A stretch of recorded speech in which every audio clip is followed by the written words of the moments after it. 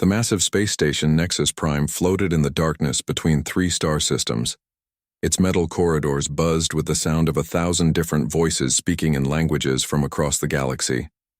Merchants haggled over prices while mercenaries discussed their next jobs. The air smelled of exotic spices and engine fuel. Through this chaos walked a human unlike any other on the station. Kim Tae moved with quiet steps down the main corridor. His brown robes were simple and worn. His head was shaved clean like the monks of old Earth.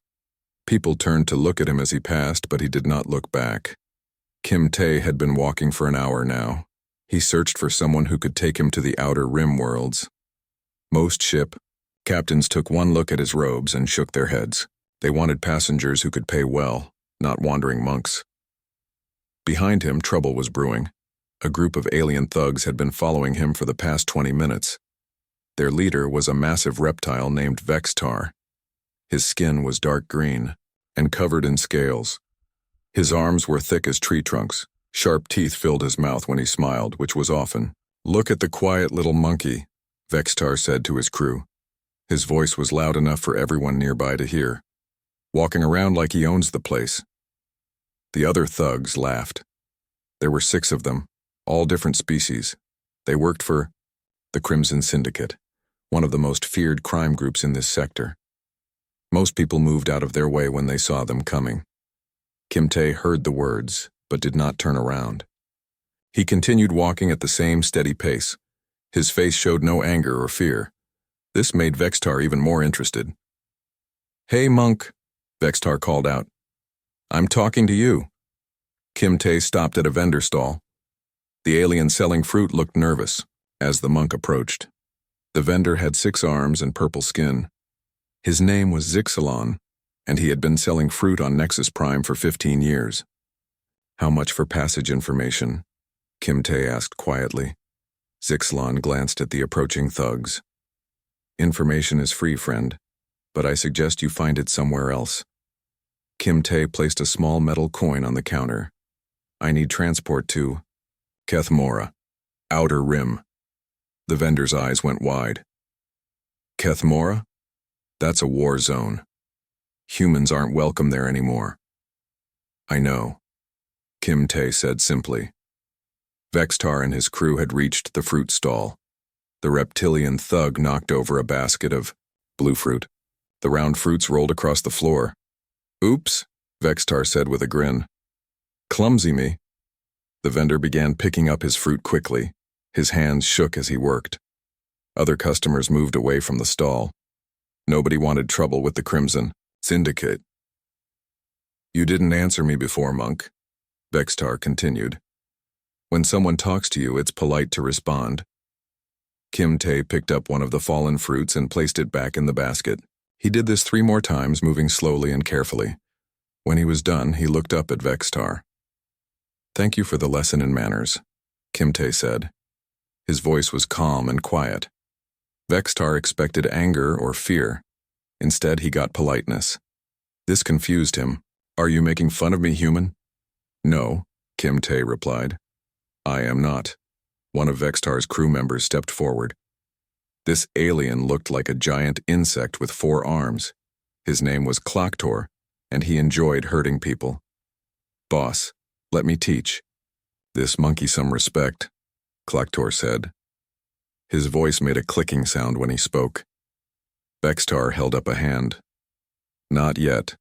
I want to see what makes this one so special." Kim Tae turned back to the vendor. "You mentioned transport." Zixalon looked between the monk and the thugs. "Docking Bay 7. Captain Yoon might take passengers, but friend, these are dangerous people. Maybe you should leave." "Thank you," Kim Tae said. He bowed slightly to the vendor and began walking toward the docking bays. Vextar watched him go. Something about the human bothered him. Most people showed fear when faced with the Crimson Syndicate. This monk acted like they were not even there. "Follow him," Vextar ordered his crew. "I want to know what he's up to." The docking bays were located in the lower levels of Nexus Prime. The corridors here were darker and less crowded. Ship engines hummed behind sealed doors. The smell of fuel was stronger here. Kim Tae found Docking Bay 7 without trouble. The name painted on the door read, Stellar Wind. He pressed the communication button. "What do you want?" came a voice from the speaker. The voice belonged to a woman and she sounded tired. "I need passage to Kethamora," Kim Tae said. There was a long pause. "Are you crazy? That planet is under hegemony control now. They're not friendly to humans." "I know." Another pause. "What's your name?" "Kim Tae." "Human." "Yes." The door opened with a hiss. Standing in the doorway was a woman about 40 years old. Her black hair was pulled back in a ponytail. She wore a brown jacket over a simple shirt. Her eyes were sharp and intelligent. "I'm Captain Yoon Hana," she said, "and you look like trouble." Kim Tae bowed slightly. "I wish to avoid trouble." Captain Yoon studied his face. Something about his eyes reminded her of her grandfather, who had been a soldier in the old wars. There was a depth there that spoke of experience. "Why Kethamora?" she asked. "There are people there who need help." "Helping people on Kethamora is a good way to get killed." "Perhaps." Captain Yoon looked past Kim Tae and saw Vextar and his crew approaching. She recognized the reptilian thug immediately. Everyone on Nexus Prime knew about Vextar. "You got friends following you," she said. Kim Tae did not turn around. "They are not friends." "Syndicate?" "Yes." Captain Yoon made a decision. She had spent 20 years hauling cargo through space. She had seen enough bullies to know she did not like them. And something about this quiet monk made her want to help him. "My ship leaves in 1 hour," she said. "Passage to Kethamora costs 5,000 credits." Kim Tae reached into his robes and pulled out a small bag. He handed it to Captain Yoon. She opened it and found 10,000 credits in untraceable currency. "For the trouble," Kim Tae said. Captain Yoon smiled for the first time in days. "Welcome, aboard the Stellar Wind." As Kim Tae followed Captain Yoon into the ship, Vextar and his crew reached the docking bay. The reptilian thug stared at the closing door with growing anger. "Find out where they're going," he ordered one of his crew. "And get our ship ready." "Boss, maybe we should let this one go," suggested another crew member. Vextar's eyes glowed with anger. "Nobody ignores me. Nobody. We're going to follow that monk and show him what happens to humans who think they're better than us." The hunt was about to begin. The Stellar Wind pulled away from Nexus Prime with a low rumble.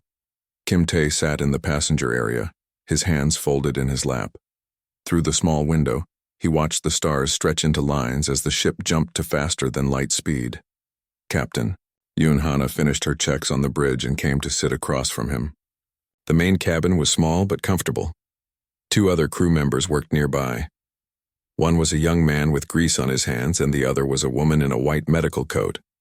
"So," Captain Yoon said, "you want to tell me why you're really going to Kethamora?" Kim Tae looked at her with calm eyes. "There are human colonies there. They were attacked 6 months ago. The survivors were taken as slaves." The young man with greasy hands looked up from his work. "I heard about that. The hegemony said humans were too violent to govern themselves. They said they were protecting the galaxy." "I am Lee Day," the young man said to Kim Tae. "I fixed the engines on this ship." Kim Tae bowed his head slightly. "I am honored to meet you." The woman in the white coat approached them. She was older than Lee Day, maybe 35 years old. Her hair was short and black and she moved with the confidence of someone who knew her job well. "I am Dr. Park Mina," she said. "I take care of medical problems on this ship." "Doctor," Kim Tae said with respect. Captain Yoon leaned forward. "The hegemony has 12 different alien species working together. They have ships, weapons, and soldiers. What can one monk do against all that?" Kim Tae was quiet for a long moment. Then he began to speak in a voice that was soft but clear. "On Mo Niao, Earth, there are places where people go to learn about fighting and peace. These places are called temples. I come from one of these temples." Lee Day stopped working on his machinery. "Fighting and peace? How can you learn both?" "Violence is like fire," Kim Tae explained. "It can burn down a house or it can keep a family warm. The difference is in how you use it. Dr. Park Mina sat down with them. What kind of temple teaches fighting?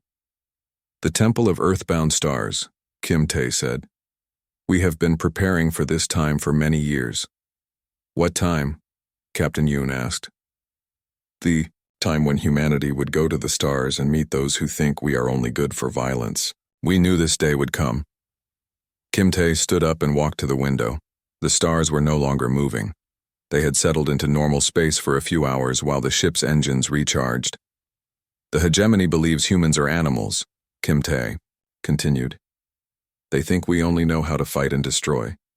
They have never seen what we can do when we choose to be silent. You mean peaceful? Lee Dae asked. No, Kim Tae said. I mean silent. There is a difference. Dr. Park Mina was curious about this strange passenger. Kim Tae, would you let me do a basic health check? It's standard for all passengers. Kim Tae nodded. Of course.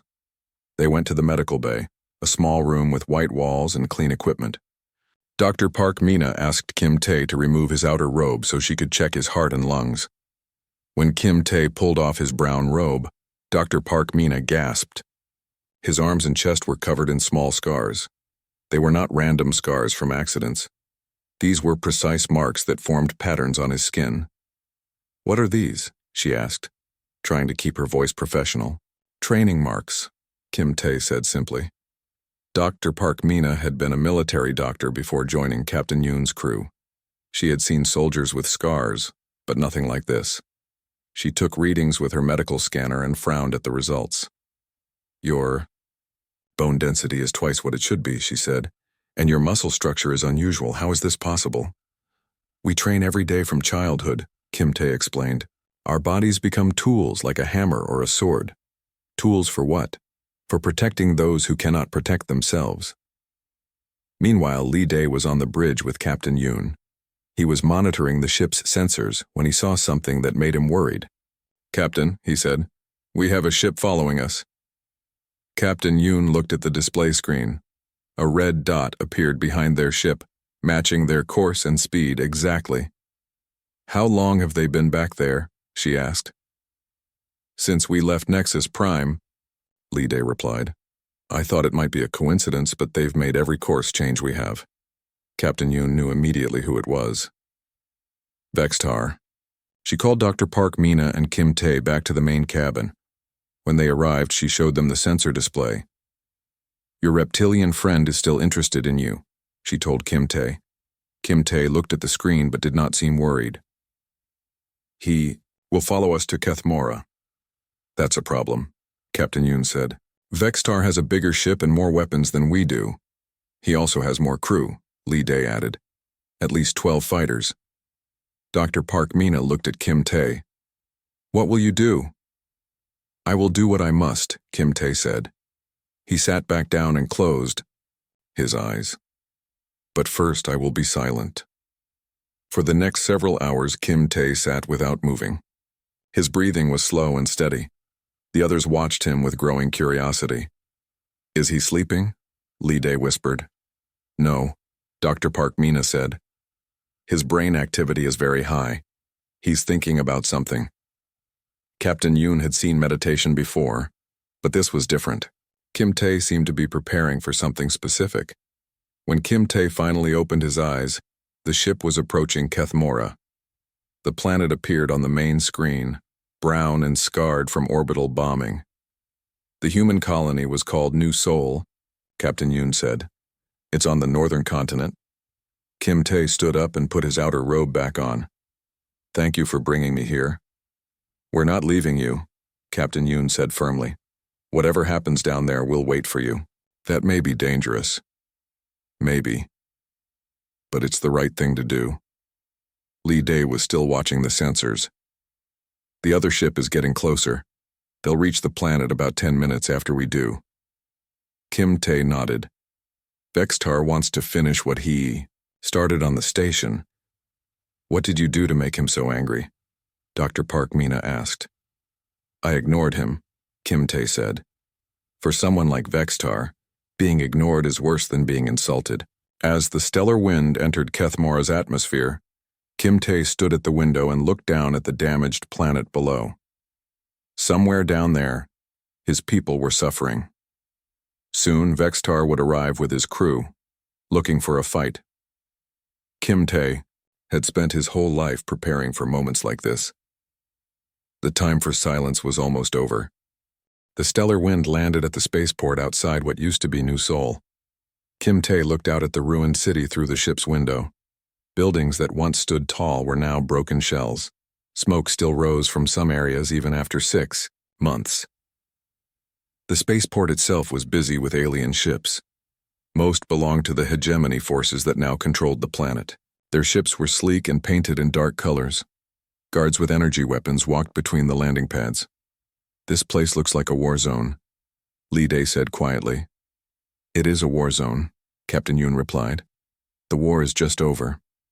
Dr. Park Mina packed her medical supplies into a small bag. "I'm coming with you, Kim Tae. If there are injured people, they'll need help." Kim Tae shook his head. "It will be dangerous. Then they'll need help even more." Captain Yoon checked her sidearm. "We all go together. Nobody stays on the ship alone." They walked down the ship's ramp into the hot air of Keith Mora. The gravity was slightly heavier than Earth normal, and the air smelled of dust and burned metal. Around them, alien soldiers watched with suspicious eyes. The humans they saw were all wearing simple gray clothes. They carried tools and materials, working to repair damage or build new structures. Their heads were down, and they did not look at the visitors.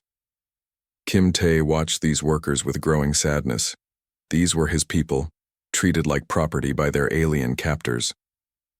Near the main terminal building, a group of human children sat, in the shade. They were thin and dirty. One of them, a boy about 10 years old, looked up as Kim Tae passed. Their eyes met for just a moment. "Keep moving, humans," said a guard. This alien looked like a giant bird with 4 arms. His feathers were dark blue and his voice was harsh. "No talking to the workers." Kim Tae bowed slightly and continued walking. Captain Yoon and her crew followed him toward the city ruins. Behind them, another ship was landing.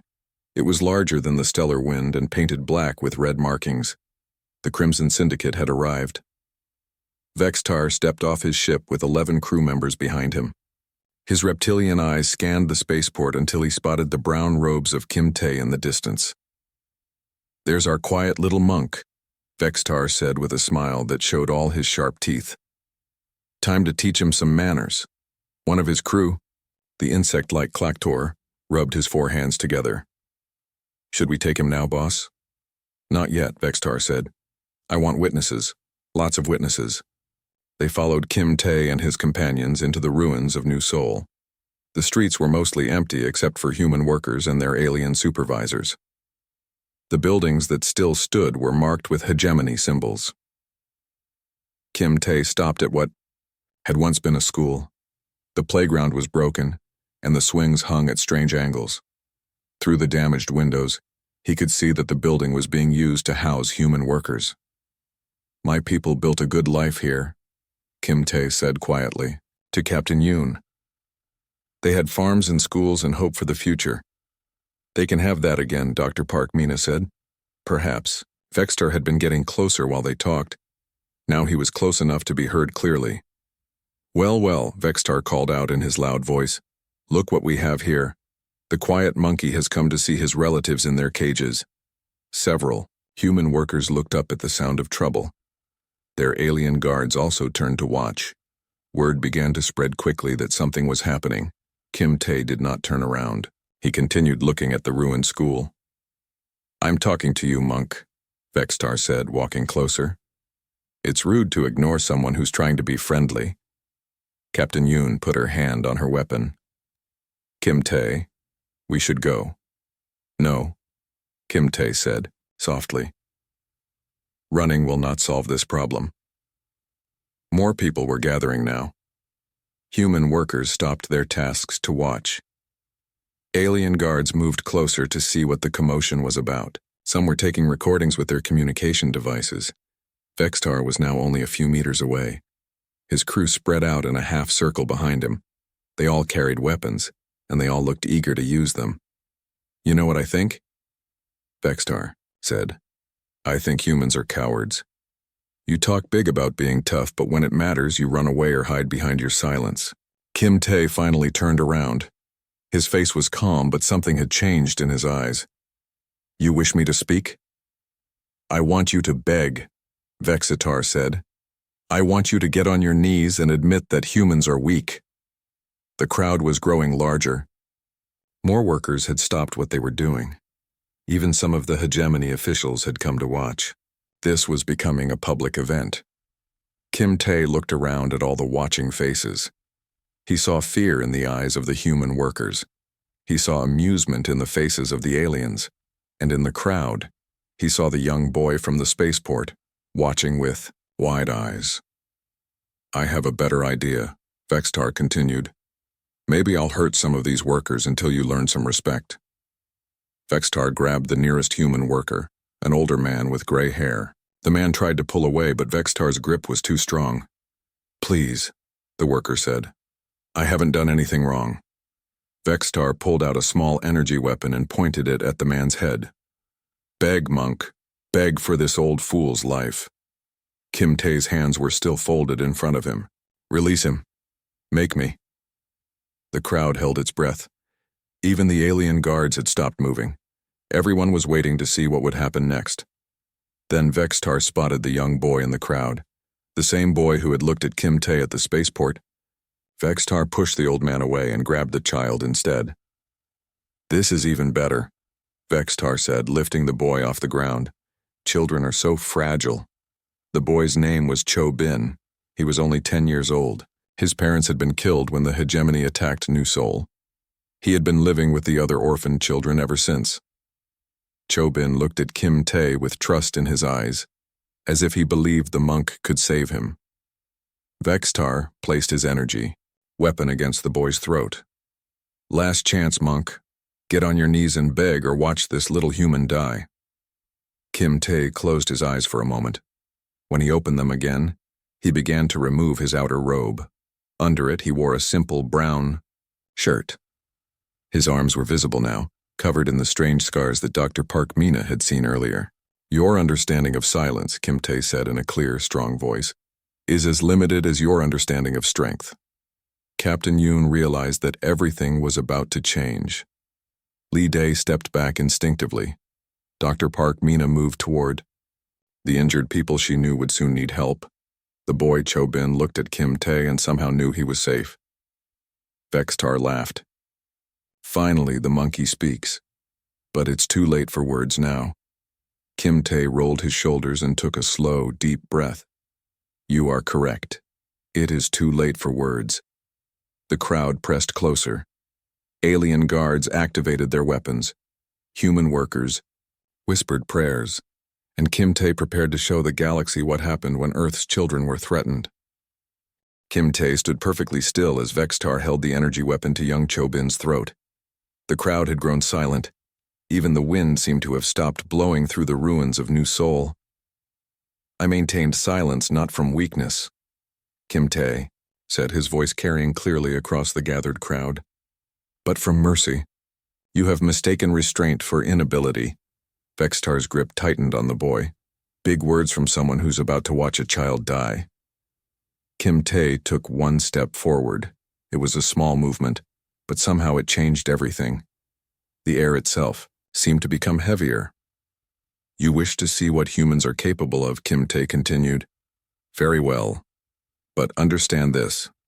I gave you many chances to walk away." Vextar looked around at his crew. 12 aliens, all armed, all experienced fighters. Then he looked back at the single human in brown robes standing before him. 1 against 12? Vextar laughed. "Your species really is as stupid as we thought." Among the watching humans, an old woman named Nam Gi recognized something in Kim Tae's posture. She had been a child on Earth when the first temple ships left for the stars. She remembered the stories her grandmother told about the warrior monks who prepared for humanity's journey to the stars. "That's not just any human," she whispered to the worker next to her. "That one's from the Temple of Earthbound Stars." The worker's eyes widened. The stories are true? We're about to find out. Kim Tae raised his hands slowly. His movements were smooth and controlled like water flowing over stones. Release the child and I will give you a fair fight. I don't want a fair fight, Vextar snarled. I want you broken and begging. Then you shall have what you desire. What happened next would be talked about across the galaxy for years to come. Kim Tae moved. He did not run or charge forward like the aliens expected. Instead, he flowed like liquid, his body seeming to bend and twist in ways that should have been impossible. The first attacker was Klaktor, the insect-like alien with 4 arms. He fired his energy weapon at point-blank range. The energy blast passed through empty air. Kim Tae was no longer where he had been standing. Before Klaktor could understand what had happened, Kim Tae was beside him. The monk's hand touched Klaktor's wrist with what looked like a gentle tap. The insect alien screamed as his weapon fell from suddenly numb fingers. 2 more crew members rushed forward with metal clubs. Kim Tae ducked under the first swing and guided the attacker's momentum forward, sending him crashing into a broken wall. The second attacker found his club somehow turned around and striking his own leg. Vextar watched in growing horror as his experienced crew was taken apart like children playing with a master. Kim Tae moved between them like a dancer, never seeming to hurry, never appearing to use great force. Yet everywhere he touched, weapons broke and attackers fell. "Shoot him!" Vextar yelled. "All of you, shoot him now!" 6 energy weapons fired, at once. Kim Tae was in the center of the group with nowhere to run. The watching crowd gasped, expecting to see the monk burned down where he stood. Instead, they saw something impossible. Kim Tae spun in place, his arms moving in complex patterns. The energy blasts somehow missed him, striking the attackers behind him instead. It was as if he was deflecting pure energy with his bare hands. Dr. Park Mina stared in amazement. "How is he doing that?" "Training," Captain Yoon said quietly. "Lots and lots of training." One by one, Vexitar's crew fell. Not dead, but broken. Arms twisted in ways that made them useless. Legs unable to support weight. Weapons scattered and destroyed. Kim Tae moved through them like a force of nature, unstoppable and precise. Finally, only Vextar remained standing. He still held Chobin, but his confidence was gone. His weapon shook in his free hand. "Stay back," Vextar shouted. "I'll kill the boy." Kim Tae stopped moving. For a moment, he stood completely still, looking at the frightened child in the reptilian alien's grip. "You are afraid," Kim Tae observed. "I'm not afraid of anything." "Then why do you hide behind a child?" Vextar's pride overcame his fear. He pushed Chobin away and raised his energy weapon with both hands. "I'll show you who's afraid." The boy rolled away from Vextar and ran toward the crowd. Namgi caught him and held him safely. Now it was just Kim Tae and Vextar, facing each other in the center of the ruined street. The reptilian alien was twice the size of the human. His scales were thick enough to stop most weapons. His claws could tear through metal. "Your species thinks it's so tough," Vextar growled. "Let's see how tough you are against someone your own size." Kim Tae removed his outer shirt, revealing the intricate scars that covered his torso. In the sunlight, the patterns seemed to move and shift. "You are not my size," Kim Tae said calmly. "You are much smaller." Vextar charged with a roar that echoed off the broken buildings. His energy weapon fired continuously as he ran, his claws extended, ready to tear the human apart. Kim Tae waited until the last possible moment, then stepped aside. As Vextar rushed past, the monk's elbow struck a precise point on the alien's spine. Vextar stumbled and fell, his legs suddenly unable to support his weight. "Impossible," Vextar gasped. "My spinal armor is military grade." "Armor protects against weapons," Kim Tae said, walking around the fallen alien. "I am not a weapon. I am a person who has learned to touch the right places." Vextar tried to raise his energy gun, but Kim Tae stepped on his wrist. The pressure was gentle, but Vextar's hand opened involuntarily, dropping the weapon. The crowd watched in stunned silence as Kim Tae knelt beside the defeated alien. Instead of delivering a killing blow, the monk began checking Vextar for serious injuries. "What are you doing?" Vextar asked weakly. "Making sure you will live," Kim Tae replied. "Killing you would teach nothing." Kim Tae stood up and faced the watching crowd. Humans and aliens alike stared at him with new understanding. This was not the primitive violence they had expected from a human. This was something far more dangerous. Discipline given form.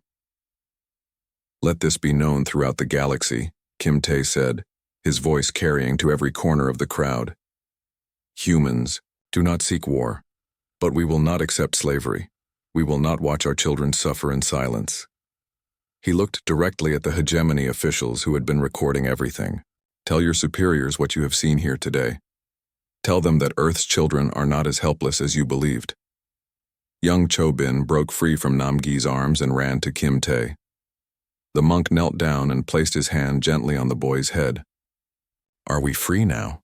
Chobin asked. Kim Tae looked around at the ruined city, at the watching faces, at the broken crew of the Crimson Syndicate. "Freedom is not something that can be given, little one. It must be taken and held." In the distance, more ships were approaching. Word of the fight had spread quickly, and now representatives from across the sector were coming to see what had happened on Kethmora. The real test was just beginning. News of the fight spread across the galaxy faster than any ship could travel. Within hours, every major news network was broadcasting the recordings. The images were clear: a single human monk defeating 12 armed aliens without using any weapons. The footage was studied by military analysts, scientists, and philosophers throughout known space. Kim Tae sat in the ruins of what had once been New Seoul's Central Plaza. Around him, the human workers had gathered. They no longer kept their heads down or spoke in whispers. Something had changed in their eyes. Dr. Park Mina was treating the injured members of Vextar's crew. Even though they had threatened to kill a child, Kim Tae had asked her to help them. "Healing teaches better than hurting," he had said. "Captain." Yoon stood watch while Lee Dae worked on their ship's communication system. They had been contacted by ships from a dozen different worlds. Everyone wanted to know more about the human monk who had changed everything. Young Chobin sat next to Kim Tae, asking endless questions. "How did you learn to fight like that? Can you teach me? Why didn't you kill the bad aliens?" Kim Tae answered each question patiently. His voice was gentle with the boy, but his eyes watched the sky. More ships were arriving every hour. "Teacher," Chobin said, using the Korean word for respected elder. "What happens next?" Before Kim Tae could answer, a new ship appeared overhead. This one was different from the others.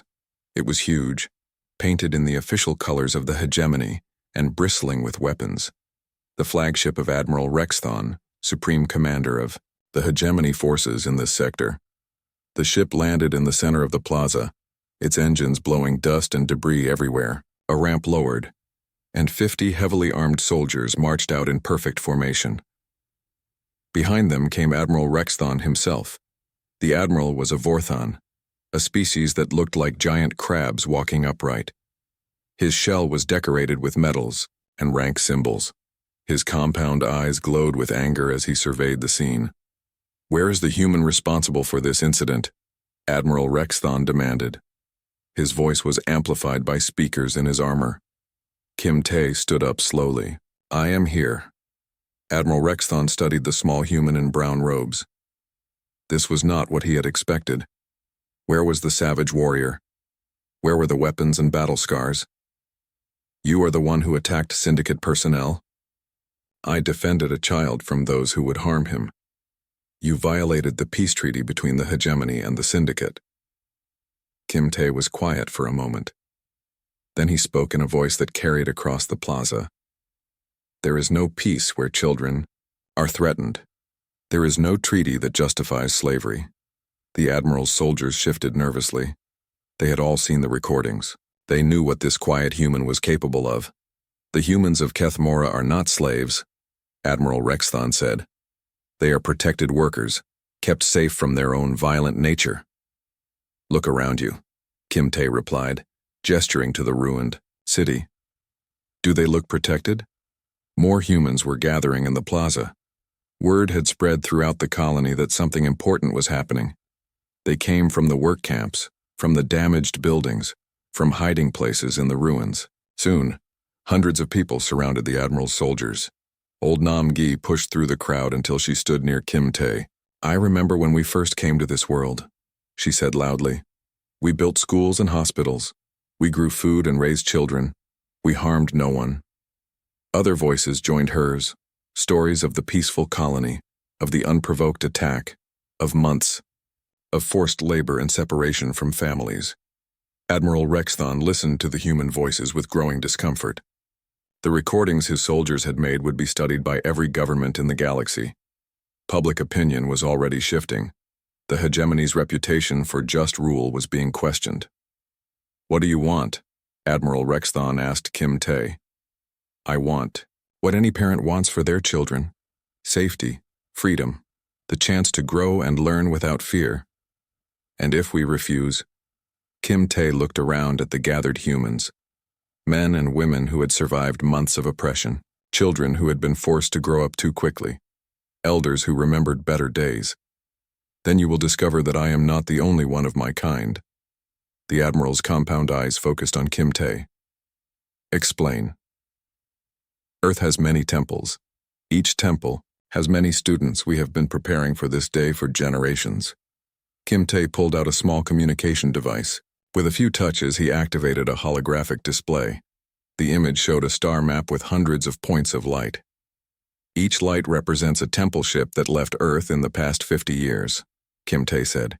"Each ship carries monks like me to human colonies throughout the galaxy." The Admiral stared at the display. There were more lights than he had expected. Far more. "You see," Kim Tae continued, "we knew that humanity would face challenges among the stars. We knew that some would see us as nothing more than violent animals, so we prepared." Captain Yoon stepped forward. "I've been trading in this sector for 20 years. I've heard stories about human ships that appear when colonies are in trouble. Ships with no weapons, but crews that nobody wants to fight." "Stories," Admiral Rexthon said, but his voice was less certain now. Kim Tae touched another control on his device. The holographic display changed, showing news reports from across the galaxy. Humans standing up to oppression, peaceful protests that somehow succeeded where violence had failed, colonies that had been written off as lost suddenly thriving again. "We do not seek to conquer," Kim Tae said. "We do not wish to rule over others. But we will not allow our people to be enslaved. We will not watch our children suffer in silence." The Admiral looked around at his soldiers. He had brought 50 of the best fighters in the hegemony. But he had also seen what one human monk could do to 12 armed aliens. How many monks were there? How many were already among human populations throughout the galaxy? "What are your terms?" Admiral Rexthon asked finally. Kim Tae smiled for the first time since arriving on Kethmora. "Simple. The humans of this world will govern themselves. They will rebuild their colony as they see fit. They will trade freely with any species that treats them with respect. And in return? In return, we will continue to be what we have always been, peaceful neighbors who wish to harm no one." Admiral Rexthon was silent for a long time. His communication officers were already sending reports back to Hegemony headquarters. The political implications were staggering. If humans throughout the galaxy were organized and prepared, if they had been planning this for decades, then everything would have to change. "The Hegemony Council will need to discuss this," Admiral Rexthon said finally. "Of course," Kim Tae replied. "Take all the time you need. We have been patient for many years. We can be patient a little longer." The Admiral and his soldiers returned to their ship. As they lifted off, Kim Tae could see other ships arriving in the distance. Representatives from dozens of worlds, all wanting to understand what had happened here. Young Chobin tugged on Kim Tae's robe. "Teacher, are we really free now?"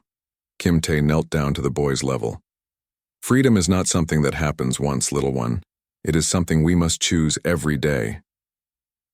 Will you teach us? Will you show us how to be strong like you?" Kim Tae looked around at the gathered humans, adults and children, workers and elders, all looking at him with hope in their eyes. "I will teach you," he said. "But remember, true strength is not in your fists. It is in your heart, in your determination to protect those who cannot protect themselves." As the sun set over the ruins of New Seoul, Kim Tae began the first lesson. Not a lesson in fighting, but a lesson in standing tall. Not a lesson in violence, but a lesson in the courage to speak when words were needed and to act when action was required. The galaxy had learned something important that day. Humans were not the primitive savages some had believed them to be. They were something far more dangerous, a species that had learned to combine wisdom with strength, patience with action, silence with the ability to speak when it mattered most, and across the stars, in temples and colonies and trading posts, other humans heard the news and smiled. The long preparation was over. The real work could finally begin. In the years that followed, the story of Kim Tae and the liberation of Kethmora would be told countless times, but those who were there that day knew the truth.